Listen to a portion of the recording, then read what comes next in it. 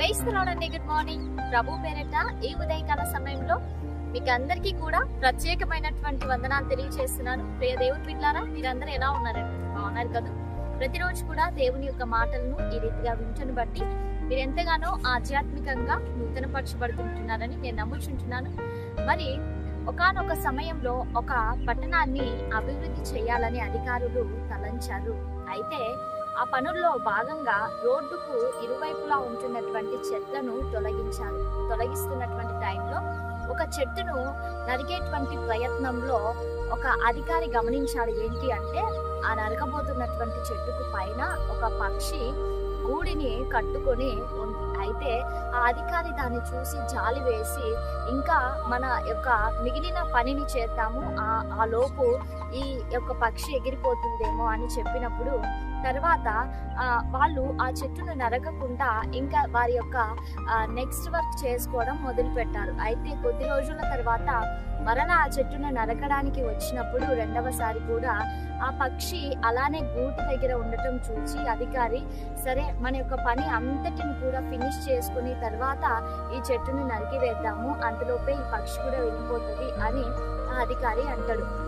అయితే రెండవసారి కూడా వాళ్ళు తిరిగి వెళ్ళిపోతారు. మూడవసారి వచ్చినప్పుడు ఆ అధికారి అక్కడ చూసిన తర్వాత ఆ యొక్క గూడు ఉంది కానీ అక్కడ పక్షి కనిపించకపోయేసరికి అక్కడ వెంటనే ఆ అధికారే ఆ చెట్టును పైకి ఎక్కి అక్కడ ఏమున్నాయని చూద్దాము అని వెళ్తే అక్కడ గుడ్లు కానీ పిల్లలు కానీ ఏవి కూడా తనకి కనిపించలేదు. అయితే కానీ తనకి ఒక చిన్న పేపర్ ముక్క కనిపించింది. ఆ పక్షి గూడు అల్లటానికి ఆ పేపర్ ముక్కని ఉపయోగించింది. ఆ పేపర్ ముక్కలో ఏమని ఉంది అంటే, 2వ రాజుల గ్రంథము 18వ అధ్యాయము 22వ వచనంలో ఉంటున్నటువంటి మాట, మా దేవుడైన యెహోవాను మేము నమ్ముకొనుచున్నాము.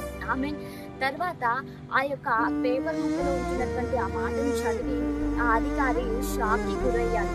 అక్కడ అధికారి చదివిన తర్వాత అక్కడ ఉంటున్నటువంటి పని వాళ్ళందరితో, ఆ పక్షి యొక్క గూటిని మనం ముందు ఎందుకు వెళ్ళిపోయామో నాకు తెలియదు, కానీ ఇప్పుడైతే నాకు అర్థమైనటువంటి విషయం, దేవుడే ఆ పిల్లలని కాపాడుట కొరకు మన యొక్క మనసును మార్చివేశాడు అని చెప్పాడు. ప్రియ దేవుని బిడ్డలారా, నిజమే, యేసయ్య ఉంటున్నటువంటి కోటికి ఏ కష్టము రాదు. యెహోవాను నమ్ముకున్నటువంటి బిడ్డలకు ఏ కష్టము కూడా ఆయన రానియడు. ప్రియ దేవుని బిడ్డలారా, ఈరోజు నీవు కూడా నీ యొక్క గూడు చెదిరినటువంటి స్థితిలో ఉంటున్నావేమో. నీ ఉద్యోగంలో, నీ వ్యాపారంలో, నీవు చేసేటువంటి పనుల్లో అనేకమైనటువంటి నష్టము వాటిల్లుతూ నీవు ముందుకు కొనసాగించలేకపోతా ఉంటున్నావేమో. పక్షులను కాపాడినటువంటి దేవుడు నిన్ను కూడా కాపాడగలడు. అయితే ఆయనని మనము నమ్మేటువంటి వారముగా ఉండాలి. యేసయ్యని మనము ఆశ్రయించేటువంటి బిడ్డలముగా ఉండాలి. ఆయనని ఎప్పుడైతే మనం నమ్ముకుంటామో, మీరు మత్తయి సువార్తలో దేవుని వాక్యం సెలవిస్తా ఉంది, మీరు అనేకమైన పిచ్చుకల కంటే శ్రేష్ఠులు కారా అని. నిజమే, మనము ఆయన తన స్వారూప్యము చొప్పున నన్ను మనల్ని కూడా ఆయన కలుగచేసి ఉంటున్నాడు. ప్రియ దేవుని బిడ్డలారా, మనము వాటికంటే బహుశ్రేష్ఠులు.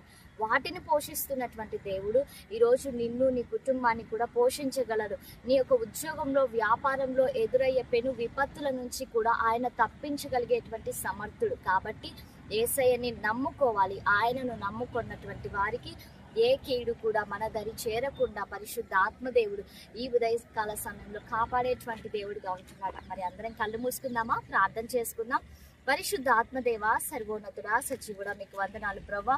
ఈ ఉదయకాల సమయంలో ఈ కార్యక్రమాన్ని చూస్తున్న ప్రతి బిడ్డను కూడా మీరు జ్ఞాపకం చేసుకోండి, దీవించండి, ఆశీర్వదించండి. మీ మేలులకై మీరు కృప చూపించండి, చక్కటి ఆరోగ్యాలను దయచేయండి. మీ బలం చేత, మీ శక్తి చేత మీరు నింపండి తండ్రి. పరిశుద్ధ ఆత్మదేవ, ప్రతి ఒక్కరిని కూడా మీ కృపలో మీరు జ్ఞాపకం చేసుకోమని యేసయ్య శక్తి కలిగినటువంటి నామంలో అడిగి వేడుకొని పొందించున్నాము తండ్రి. ఆమేన్. Praise the lord. God bless you all. Have a good day.